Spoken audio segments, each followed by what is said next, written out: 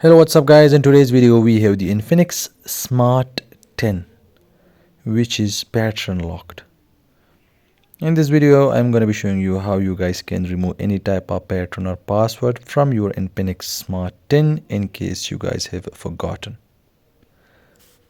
For that, first you guys have to power off your phone, then after that press the power key for about 4 seconds first, and then after that quickly hold on to the volume down key also. Power key for 4 seconds, then volume down key, and when the Infinix logo appears, release the power key but keep holding on to the volume down key until it gets into the recovery menu, as you guys can see here.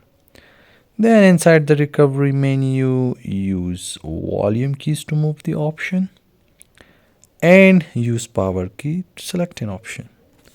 Select wipe data / factory reset, then select factory data reset with the power key. This will completely erase all the data from your phone.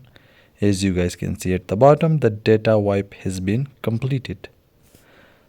Now after that, select reboot system now. With the power key, after the reboot, your phone will take some time to load up, so you guys have to wait for it. It will remain on the screen for a while, so be patient.